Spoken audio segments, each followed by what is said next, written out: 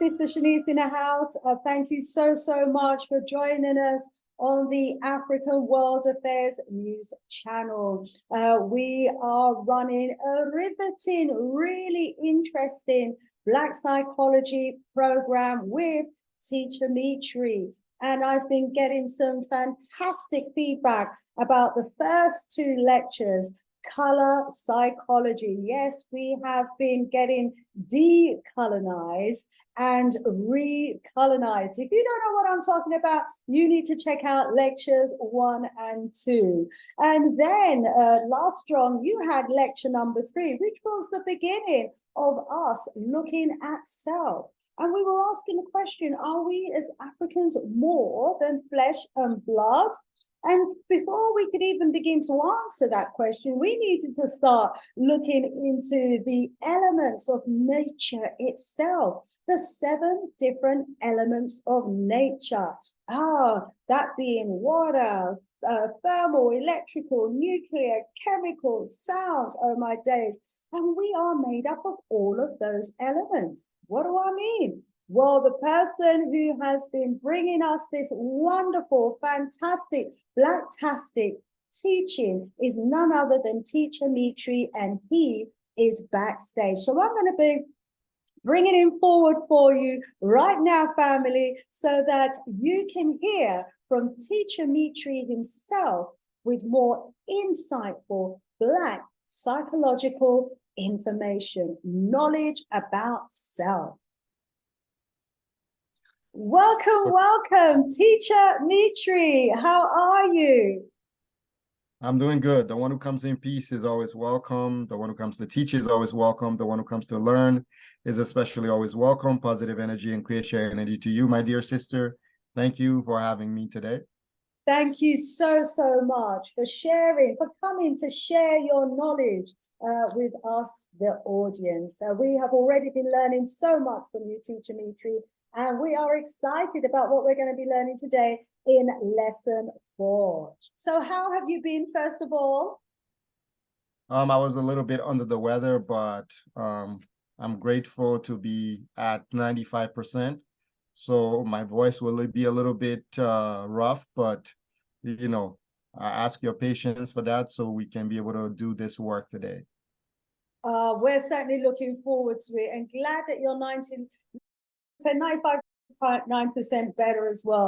So we are on lecture 3 now, which is the second part of our Elemental Natures program. This is us beginning to understand the knowledge of self. We often hear it said, don't we? Know thyself. But we've been learning that there's more to it than just knowing thyself. In order to know thyself, there's so much more that we have to know. Let me hand over to Teacher Mitree right now so he can explain to us what we need to know and understand in order to know thyself. Thank you for having me. As I said on your radio program this weekend, I told you all about why we greet each other the way we do, why we say the one who comes in peace, and what the one signifies. The one is the highest number in African mythology, or not mythology, psychology or consciousness. There is no number bigger than 1. So that means you can be have 1 trillion and you can have 1 next to each other. The 1 is still the highest number, and the 1 trillion is the smallest number, because 1 is the complete totality, and the trillion, you get it by breaking the 1 into smaller pieces. Until you break the 1 into 1 trillion pieces, that's how you get a trillion. You don't get a trillion from making 1 into a trillion. No, you get a 1 by bringing all trillion together. So wow, is that like the universe being the one and everything being within the universe? Exactly. So when we say the one, is referring to that part of you that is beyond how do you call it, mortality. It is divine, that aspect of you which the ancestors, the Africans, said they came from, that part of them where they say they came from. So when we say the one who comes in peace, It's a greeting that the ancestors used to use way back. If you look on the pyramid walls, you will see image of people coming to Kemet or to visit the ancestors. They would raise their hand to greet. It's not something even the Buddha, when they learned African people's story, how African people's spirituality in India, they used to do this, but they did it with the one hand. In today, when modern thought, when the police pull you over, they say freeze. We put our hand up. You know, this comes from this greeting, meaning you are in the part of you that is present doing this. That part of you is the highest part. There's no evil. There's no wickedness. There's no malicious intent. You are at the highest state when you do this. So that's why I do it, to follow in that ancestral path. If, let's say, if you were going to come up in front of one of the pyramid builders, the ancestors, if you did this, they would recognize you instantly as one of their children.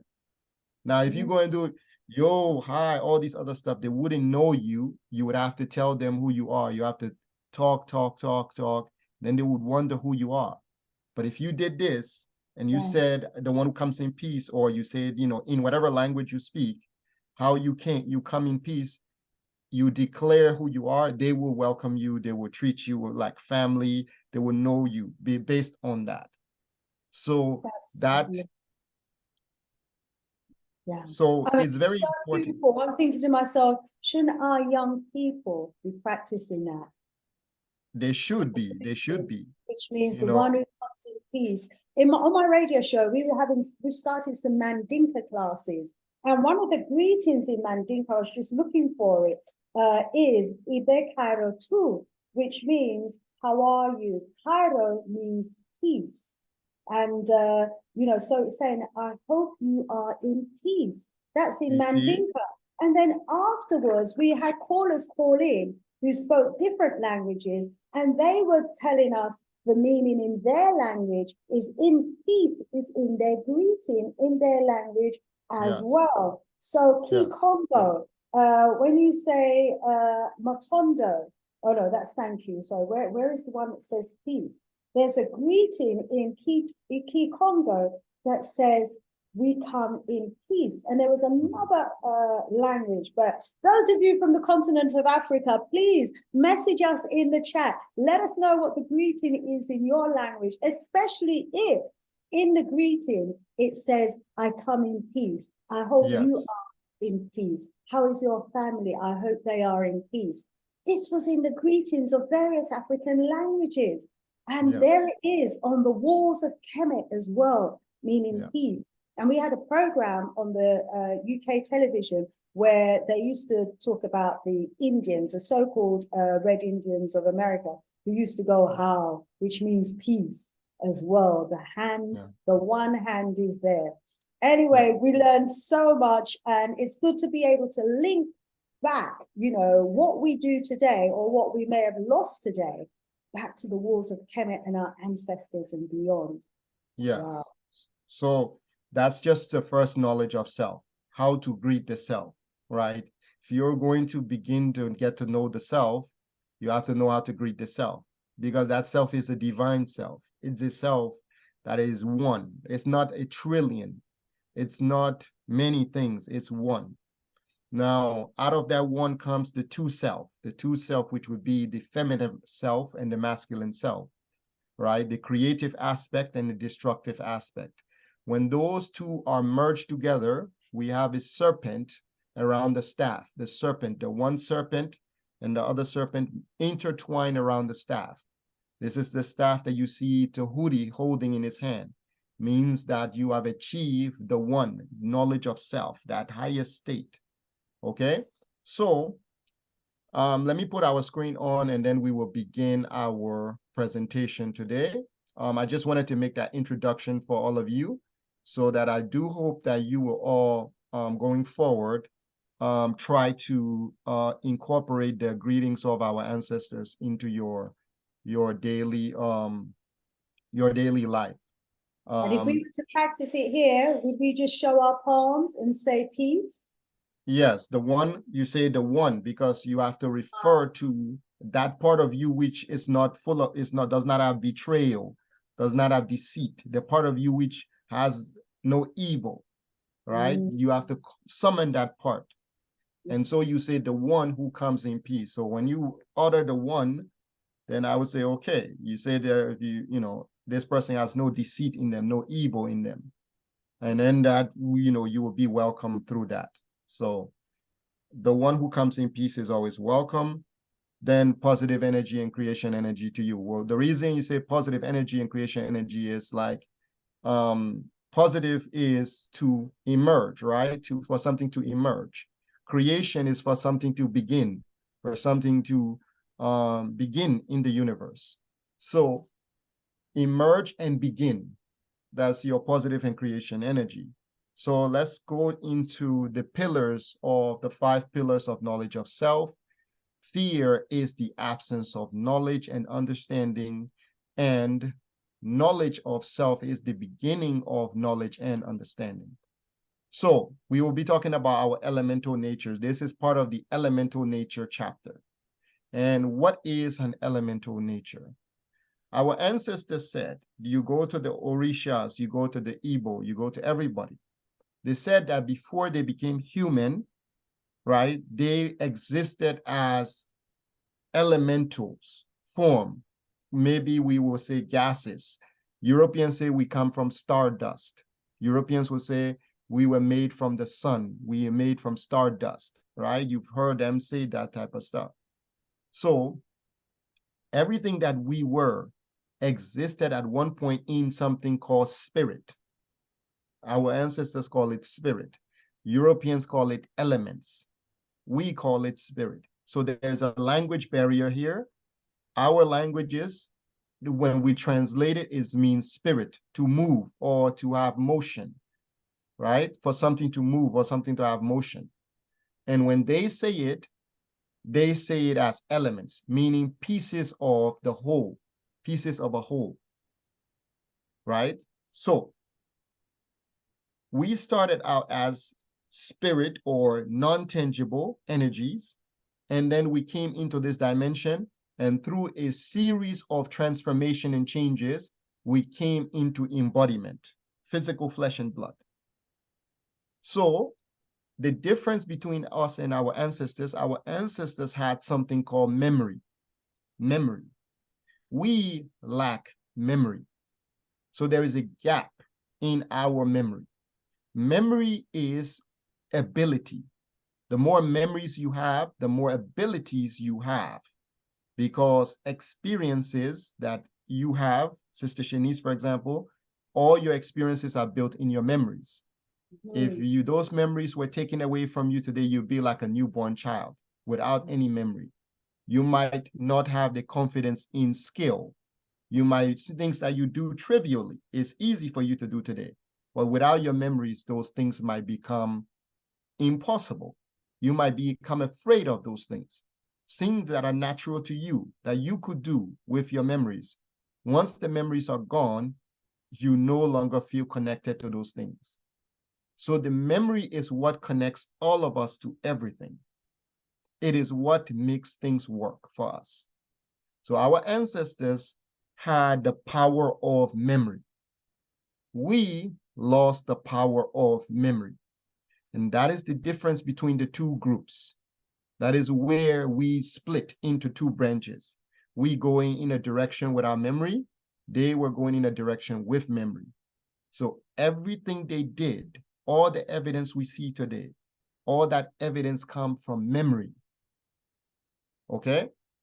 Their ability to remember when they were elements, when they were in the spiritual form, everything that they had, all the knowledge of the universe that they had, their ability to retain that knowledge in the human form, force that knowledge to exist in the human form, is what caused them to gain mastery of the nature.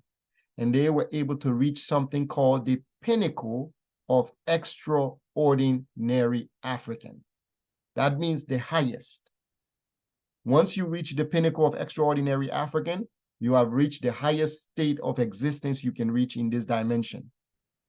So it's something that me and you are going to strive towards, but we, through hard work, through discipline, through effort, and through mastery of our elemental nature and the knowledge of self, we can achieve those type of things. If we cannot achieve it, our children should be able to achieve it.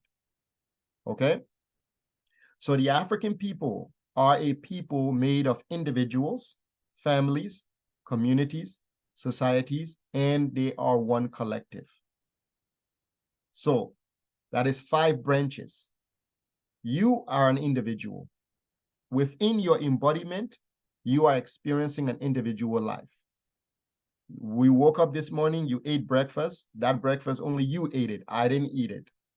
You're right. If you're smiling, you're feeling something inside that's making you smile. I might not be feeling it. So that individuality is the individual experience that is emerging from within you. That is your individuality. The family experience is that we have a family and we share that bond, that bone, blood, and skin with our family, that ties of kinship, right? Then we have the communities where all of us living in a particular area, striving to do well with each other, striving to come together with each other. Then we have societies where we have institutions, we have the things that we are building so that we can elevate ourselves in the universe. Then we have a collective now being all Black people. We also have a mandate that was given to us by the Creator, the divine. What are Black people created for? What were you supposed to do on earth? Why did you leave the elemental state to become human? What is your mandate on earth? So all these questions need to be answered. How can the individual live? How can the family live? How can the community live? How can the society be built? And how can the collective fulfill its purpose and destiny? So the collective will have to make up their mind. In order for us to achieve anything in this world, we need power. Some people say we need money, but the essence is power is first. Power. Because what I just told you, when you say the one is your power, is your sovereignty. There is none above the one, right? Since there's no one above it, you are sovereign. You are powerful. If someone comes to try to take away your oneness and break you into many pieces so that their one can triumph over you, you have the right to defend yourself because of your oneness. You have the right to protect and survive. You are authorized by the Creator to do anything that will give you the ability to survive. So, power is where we begin as Africans.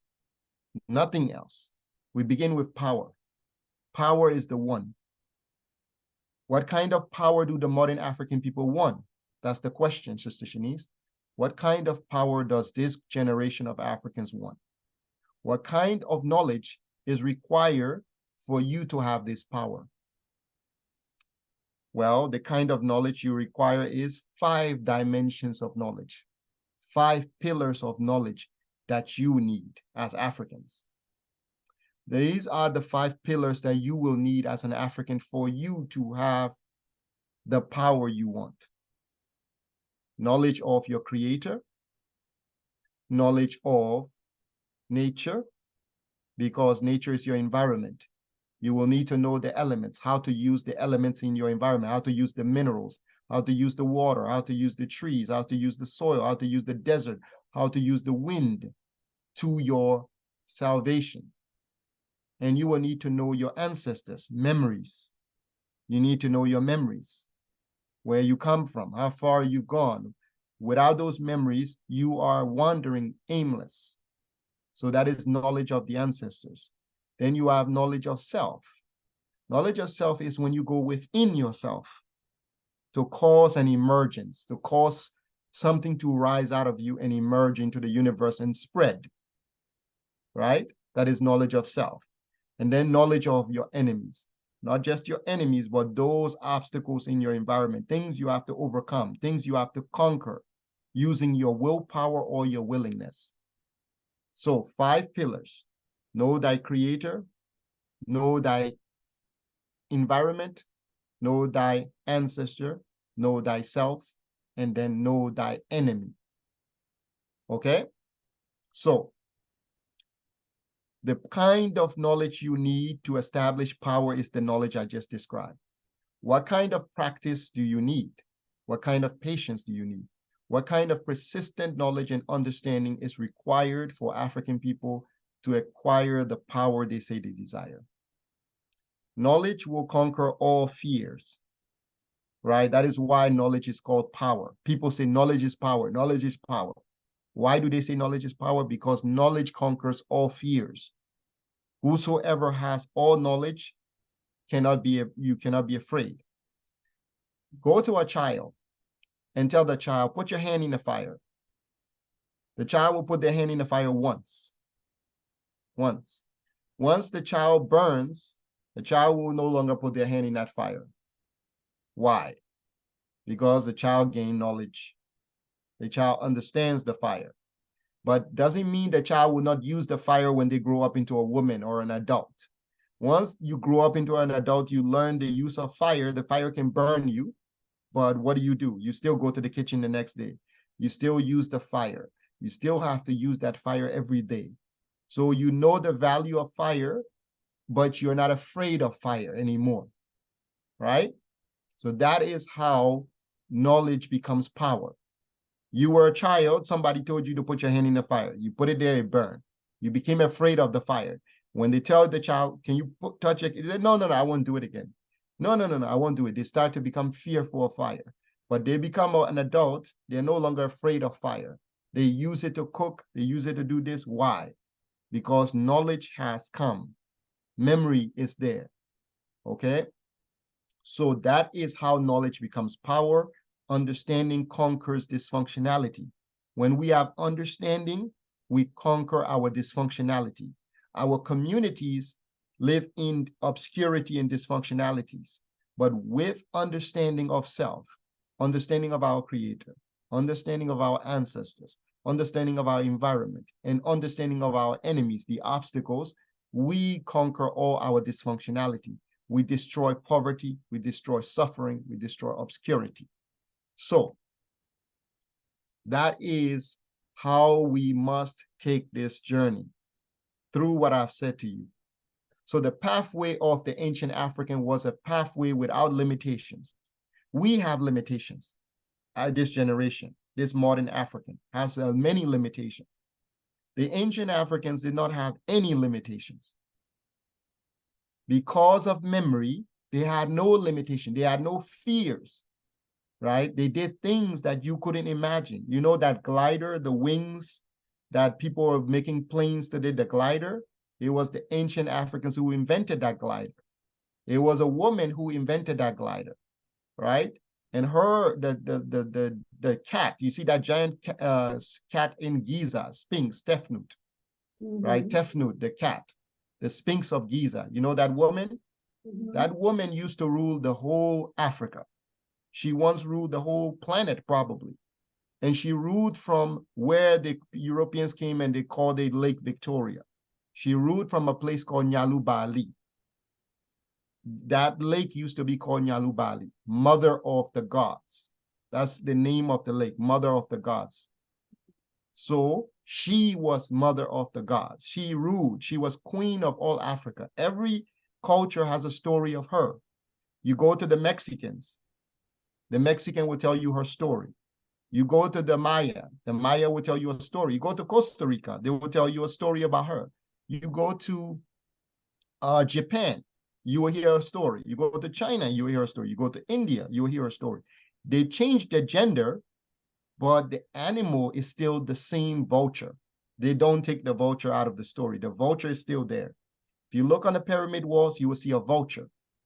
That vulture used to rule the whole of Africa. She was the one who invented the wings, the glider, right? She was the one who invented the glider.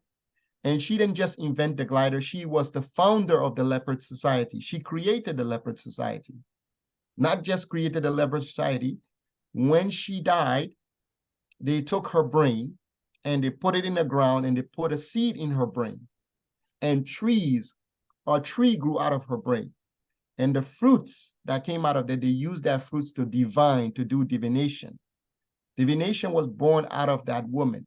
That's why they have a giant statue of her in next to the pyramids right there, facing Africa, protecting Africa, watching over Africa.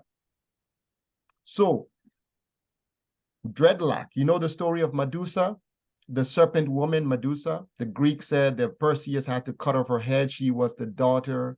There's a story about Cassiopeia, the queen of Ethiopia. She said she was more beautiful than Hera or somebody, and they put a curse on her. And then Perseus went with a sword and he cut off her head. That story is, the Greeks took that story, is about that woman. That woman is actually the Medusa they're talking about. Is her. Perseus cutting her head off is the story of how the woman's head was, her brain was, they put a seed in her brain and they grew a tree out of it. That's basically the story. The Greeks just took the story and corrupted it for their own thing. So, dreadlocks, women wearing locks, they came from that woman. She was the first human being. Her hair was long and matted, falling all the way down. So the people build the ash crown. They build a crown made of bones, ashes. And they made that crown and they put it, her hair, and they put the white crown on her head. That is what the pharaoh started to wear later generation. The pharaoh started to wear her crown. So the vulture is on the head of the pharaoh and the serpent is on the head of the pharaoh. This is telling you what that is. She's the symbol of prophethood and knowledge, all knowledge, the vulture. And the serpent is the symbol of the unity of self, mastery of self, right? So the African people now, you know, they had no limitations. When I tell you they had no limitations, you should understand what I mean by no limitations. They had no limitation. All the mummies that they found the heart, they found the liver, but they didn't find the brain. You know why? Because in Africa, when a person with great knowledge died, they would take the brain, put a seed in that brain, and let the tree grow. And the tree would store all the memories of that person, all the knowledge. And they would take that knowledge and reuse the knowledge again and again. So that was elemental nature. Do you understand when I say elemental nature? Do you have an idea now what an elemental nature is? So the African people, this generation, what can this generation do to restore that balance? This generation will have to destroy their fears. There's no way around it. First thing first is we have to overcome fear. You know, those people are watching this video, they're going to respond out of fear. They're going to question and say, oh, this and that. You should know this in your genetic memory. I tell you a story, your spirit will tell you if this story makes sense or not. Your genetic memory will respond to the story. If the story is a lie, it will tell you it's a lie. If there's something in it that resonates with your spirit will automatically tell you the truth. So, fear. African people have to destroy fear for the unlimited pathway, for the pathway without limitations. To lead us toward empowerment, the African people will begin by overcoming our deep fear. This generation will have to overcome our deep fear. This fear causes inertia in us. Inertia. Inertia means powerlessness. We feel that these people who have come to colonize, oppress, enslave, these people are beyond human. We see these people as elemental beings, but this is not the right approach. These people are just human beings without memories like us, right? The only reason they seem so powerful, so strong is because they use the power of one. They use the power of one. They work together, one thought. They think as one people. They speak as one people, and they act with one action. And that ability to act as one constantly is the most powerful ability in the universe. Whoever acts as one in thought, speech, and action is the most powerful. The Chinese were able to cultivate one thought, one speech, and one action. The Chinese became powerful. The Arabs were able to cultivate one thought, one speech, one action. They became powerful, right? Power is one. So for those Africans out there who think power is something 2, 3, 4, 5, it doesn't exist. Not in the universe. It exists in your mind, but not the universe. In the universe, for power to be real, it must be one. One thought, one speech, one action. All right? So the fear of greatness, this generation has a fear of greatness. This fear hinders us, right? The fear of hard, honest, patient, persistent, and practical work. We are afraid of that. We're afraid of hard, honest, patient, persistent, and practical work. We want magical things. We want wishes. We want, the gods to come and bless us and do things like that. Our ancestors didn't build the pyramids with miracles. They were under the sun, dressed in red ochre, lifting those bricks and putting them there, one by one, until they got a pyramid out of their work. They were there carving the Sphinx of Tefnut day in and day out until they got a giant cat. They carved 3 mountains. There were 3 mountains there. They carved those 3 mountains to create the statue of Tefnut. 3 mountains to create the statue of Tefnut. So we have to go to that point where, as Africans, the same fear that has stopped our forward march, we left the stage of power. The Europeans didn't kick us off the stage of power. We used to be on the stage of power. We got so arrogant because we had so much wealth, and then we left the stage of power, thinking that the stage would be graceful to our return. The Europeans couldn't kick us off the stage. We kicked ourselves off the stage. We decided to go into the bushes and go build small towns and live modest life because we decided to embrace pacifism. Nobody forced pacifism on us. We chose it as a people.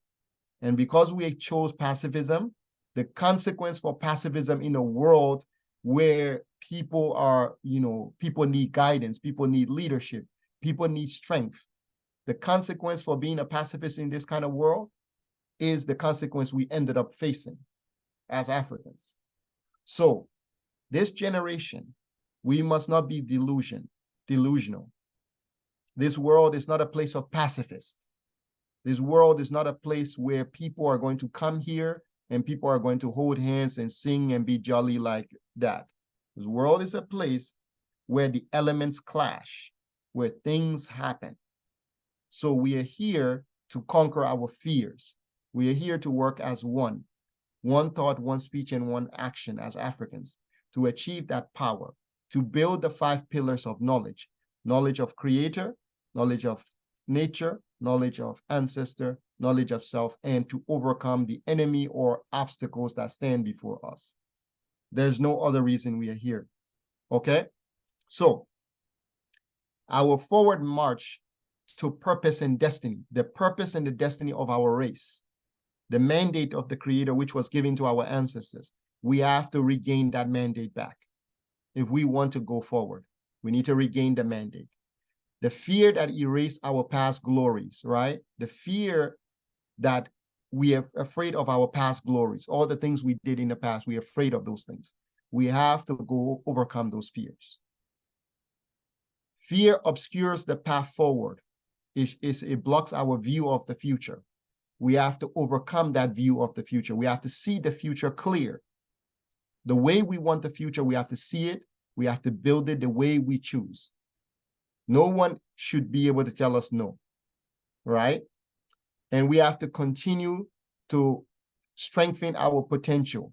Keep the African people, we have to get rid of that unawareness of our greatness within. The elemental natures is the beginning of our greatness when we have knowledge of the elemental nature. The fear that makes our 5 senses dull. Fear makes our 5 senses dull. It makes our eyes dull, makes our smell dull, makes our taste dull. Fear makes our legs weak. It makes our legs weak. It makes us energyless. Fear makes us cold, frozen, motionless in the world. It makes us inert inside our spirit, like frozen water that cannot go anywhere. Fear does these things to us. So that fear causes us to feel lost. It causes us to feel low, self-esteem, all those type of things. And African people have to overcome all those fears. Our images, we have to restore the images to the way it was. We have to make the images the way our ancestors used to put their image in the world. We have to project the images into the world, the best version of ourselves. We have to project the best version of our sound, our script. We have to resurrect our script, right? We have to resurrect our script. No more Latin script, no more Greek script. We have to go back to using animal scripts if needed, right? So these are things that we will have to go back towards for us to stop being powerless in the world. All our combined fear as Africans is due to the absence of knowledge and understanding of our true potential and the elemental natures within us.